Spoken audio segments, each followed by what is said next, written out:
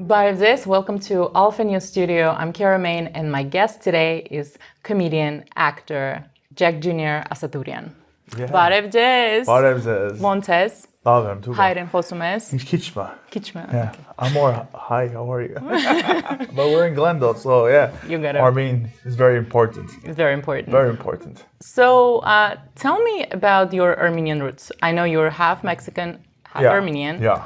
So my mom's Mexican, from Mexico City, and my dad's Lebanese Armenian, Beirutsi. And yeah, my whole life I was mixed, and yeah, this is it. I'm the flesh. Was it hard to be raised in a dual household, to have like a personality? So when I grew up, we really didn't speak any Armenian in the house. All my family, it was either in Armenia or in Lebanon. So I grew up more, I would say, Mexican, because my grandmother was raising me, because my parents were always working, so I spoke more Spanish. But when I was like in 4th grade, my dad's like, you know what, you're Armenian too, right? And I go, ¿qué? So when I was like, oh, so my dad took me to private Armenian school, 4th grade. I went to Alex Pilibos, and that's when all the Armenian kicked in, everything. That's when I learned about the history, the culture, the food, everything. And it's come out a lot more recently, like a lot lately. It's the Armenian is coming out. You're a very loud voice for the Armenian community. You talk about Armenia and Artsakh every chance you get. Yeah. That's actually how we met. Yeah. Do you remember how we met? At the protest? Yeah, it's at the USC. Exactly. Yeah. Has it always been that way? So going to Pilibos, they really put it in you to be a proud Armenian. I remember as a kid. Imagine I was a little kid, didn't know anything about Armenia. I was learning as a kid. I was in 6, 7 years old, and we learned about what the genocide. And they used to make us go marching from Pilibos all the way to the church here on Central. I remember that from like every year we did it. So I learned more and more and more about the culture.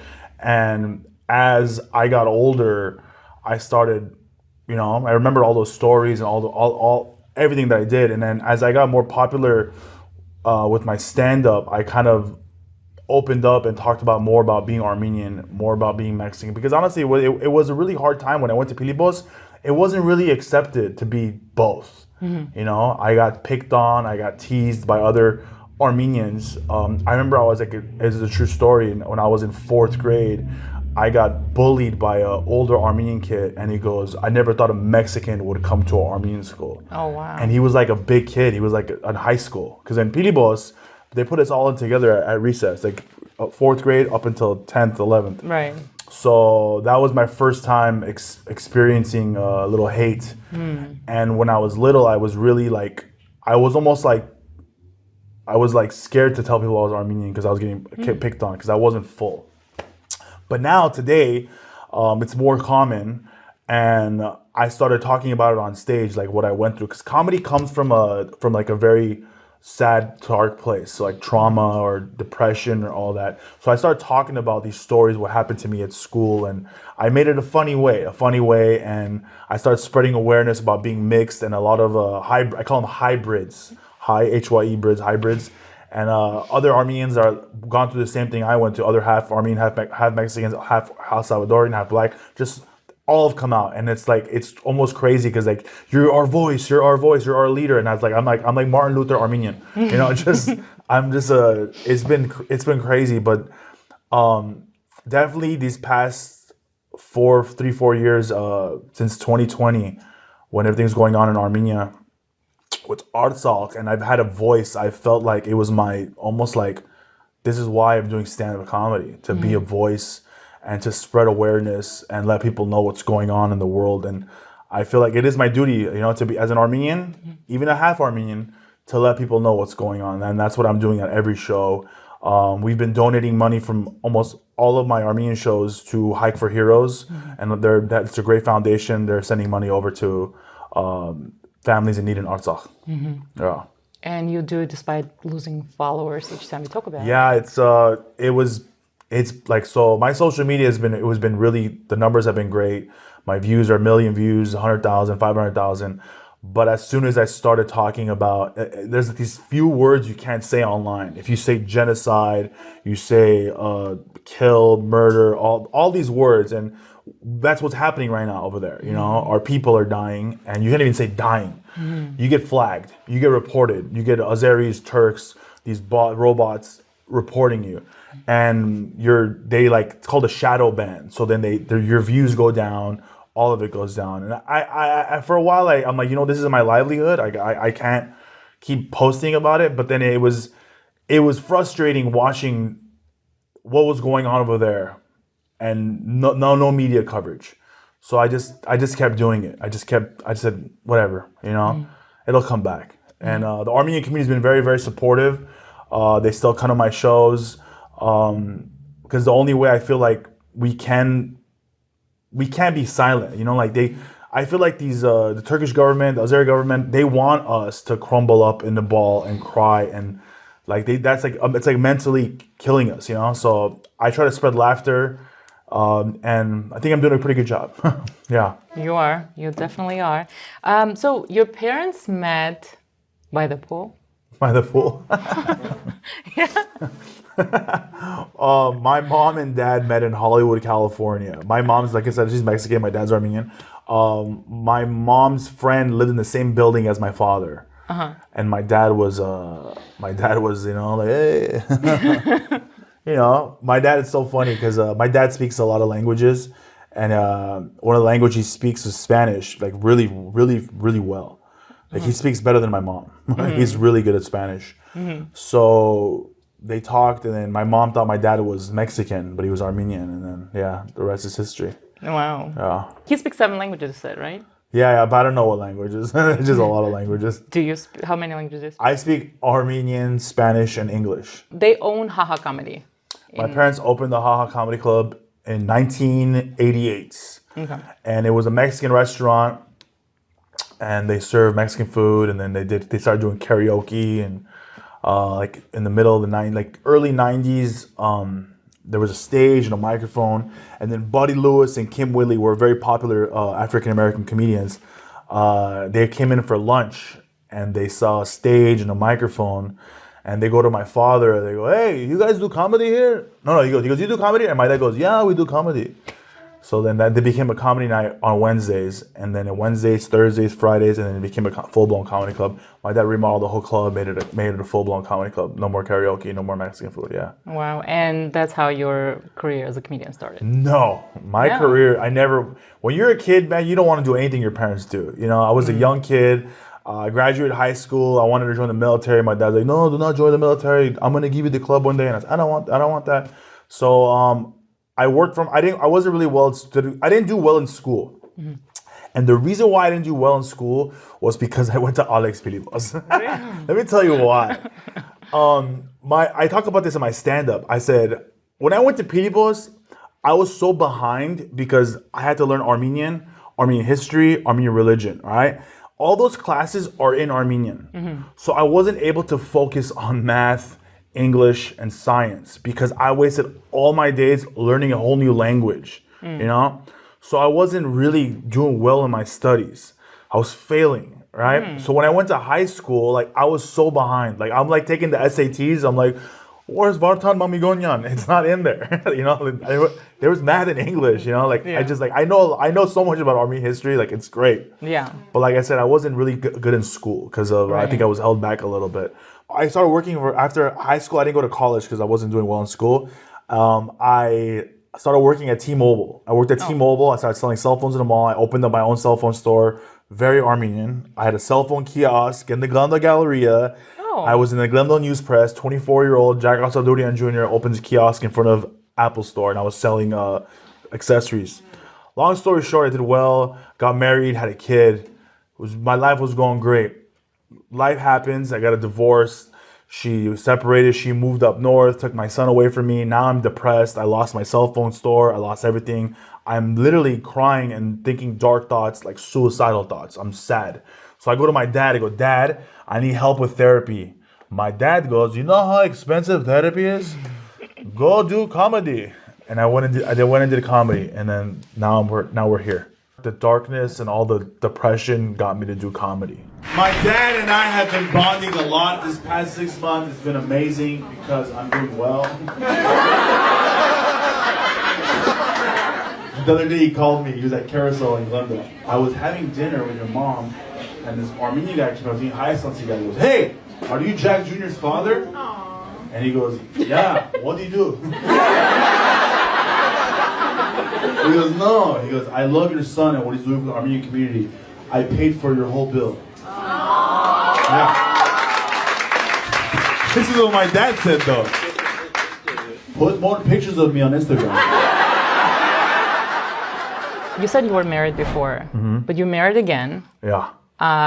Do you have a safe word in your relationship? Because I would imagine you're very sarcastic, you joke a lot. Oh, yeah. Do you have a safe word where she says orange and you gotta stop? Or no, I think that's why our relationship is so good. She lets me kind of be me. Like, I'm always making jokes. Like, even when we walked in right now, the producer was like, "Hey, don't turn yourself off." Like, it was just like, I can't turn it off. I'm sorry.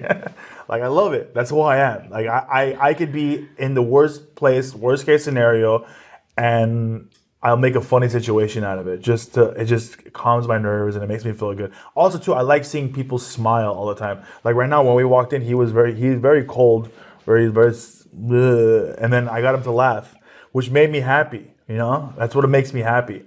Like when I'm performing on stage and I see someone, like I don't pick on people. You know who I pick on? The people that are doing, like those people. The sad one, the one to lift them up. I want to make them smile, you know? I remember one time I did a show, this guy in the front row goes, I go, "Hey man, what's your problem?" He goes, "I did not come here to laugh." I go, "Why are you here?" Did you have any extreme reaction from someone like that? You know, No. after a show? No, I say some crazy stuff on stage and it's nothing. I'm so lovable. I mean, like, I'm just like, I don't know.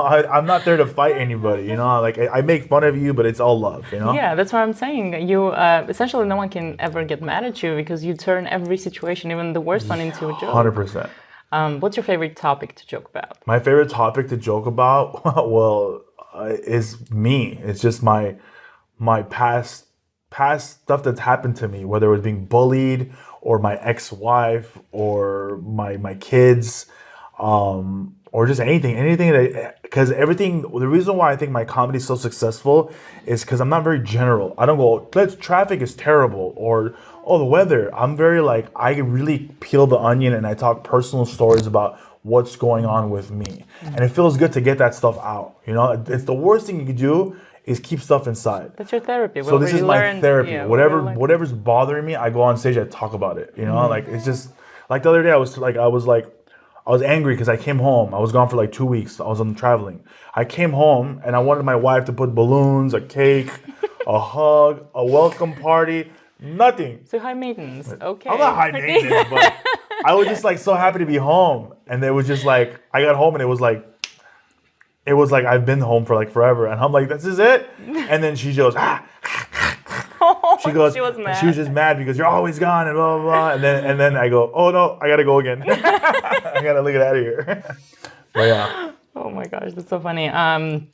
She's not Armenian, right? She's not Armenian. She's Filipino Portuguese. Okay.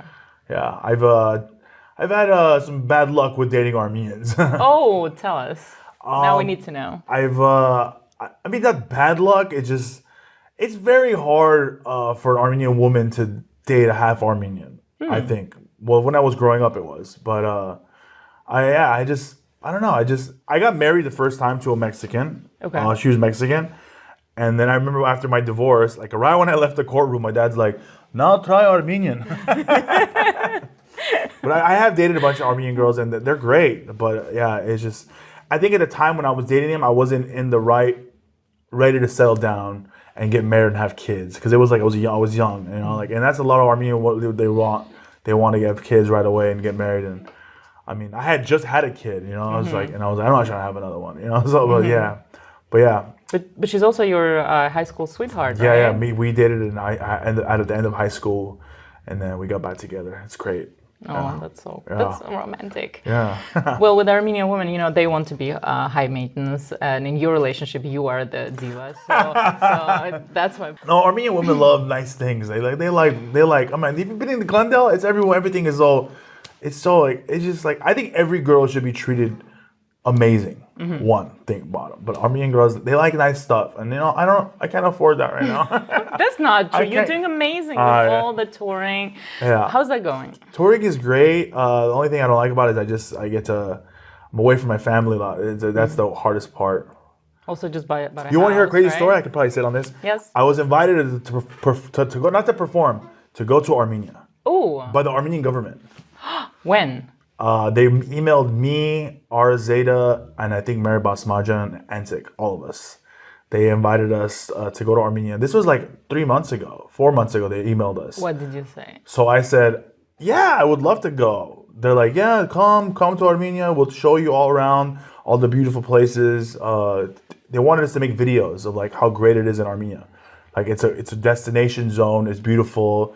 Travel. It was an awesome idea. I was all for it. I said I would love to come to Armenia, and then I go, I'm gonna be gone. They're like, you need to come for 2 weeks, and you know, I go, okay, it's a long time. I said I can't be away from my family that long. Is there some compensation, some money? And they go, no money. But the funny part is, this is all through email. So when I read the email, I read it in that accent. No money.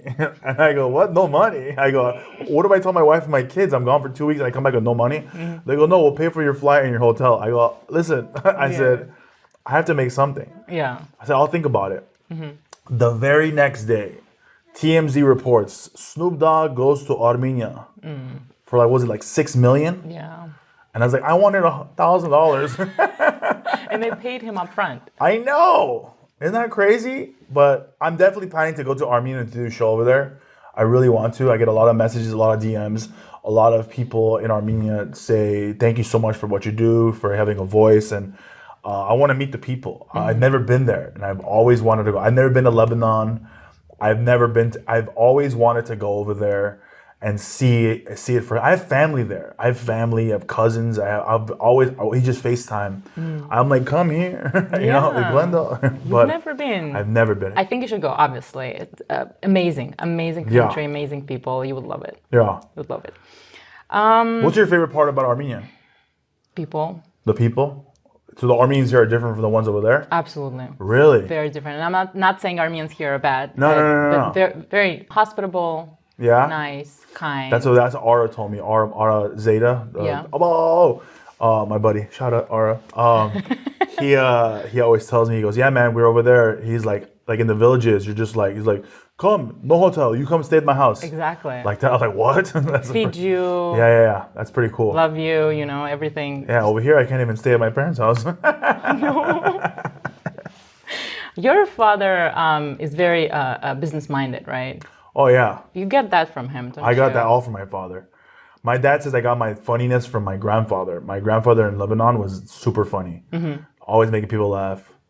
He'd always, I remember the last joke he told me was, we were in front of the club and there was a really big fat man. And then my grandfather went up to him and he goes, what's your goal? Like, how much bigger are you gonna get? But yeah, he's silly. But my dad's always pushed me to be the man I am today. He's really tough love. I remember him, like when I was like in high school. I was like, I speak 3 languages. He goes, look at my son, only 3 languages. Oh, I speak 7. Like he was always trying to push me to work harder, and he always taught me about respect, family, take care of your family, be a man. I remember when I was 18 years old, he goes, you want to be a man, you got to get out of the house. So I moved out of the house when I was 18 years old. Wow. And I've been pretty much grinding ever since. Right now, the world is a complete mess. Yeah. What's going on right now in Israel, in Palestine, what just happened to Artsakh. Yeah. One cannot help but wonder why Armenians are treated so differently. Yeah. Would you know why, and how can we fix that? We don't know. It's all politics, and I'm not a politician. I don't know. It's all about the governments, and unfortunately, from what I learned from watching these videos online and from what people tell me is, the governments are all linked up, and we didn't have help. We thought from what I heard, we thought Russia was helping us, but were they really helping us? Like, we don't know. And it's very sad to see how the entire country is talking about what's going on in Israel and Palestine, which is terrible. It's awful. But the same thing was happening to Armenians, and we didn't get 10% of that coverage, which frustrates me. I'm not saying ours is more worse or theirs is more. It's all bad, but I just feel like it's terrible. I just feel like a lot of the media they're all working together. Like Trump always would say, like, how fake news is that this company owns this company, and I don't know. So they're gonna put whatever they benefits them. That's all it is. All the media is owned by somebody. That somebody wants us to hear this. That's how it is. With Armenia, it's like, I mean, if we had oil in Armenia, right, we'd be all over the news, don't you think? Yeah. The U.S. will be in there. It's all, when it comes down to it, it's all money. It's all money. And it's very sad. It's the religion, it's money, it's terrible. And what breaks my heart, what really crushes me, is seeing all these children, because you're not born to hate somebody. You learn that. So all these children right now are learning to hate. Like, if you look around the world right now, everyone's hating on everyone. Everyone, I hate you, this, that, that. We're so divided right now. We're so divided, We're talking about that other videos where they teach young children. Yeah, I'm saying I get videos from like Azerbaijan is teaching kids that, like, they're trying to rewrite history, and it's just like, you're being taught that, Like, I know some Azeris, some Turks that message me all the time. We're a big fan of yours. Oh. You're very funny. There's Armenians living there. It's terrible what's going on all over the world. How do we heal it? How do we heal it? We need better leaders. We need to teach our children better. Us as Armenians, we're good Christians. Like, I do a joke about it when I get threats from Azeris and Turks. Oh, we're going to find you, blah, blah, blah. And I always go, Jesus loves you. Just spread love. Spread love and try to, that's the best we can do. It's hating someone. It takes so much energy to hate somebody. Just try love. That's it. And you're doing your part, healing the world with laughter. Yeah, healing the world with laughter, man. That's what I try to do. That's my message after every show. I tell everyone after every show, you need to laugh. Smile more. It takes you don't want that. Hate and negative energy is like a cancer. It's so bad in you. You don't need that. Hug somebody. When you see someone every morning, hug your wife, kiss your kids, hug your friend, call someone. Just, the world is very sad right now. So we need one big hug. Group hug. Yeah.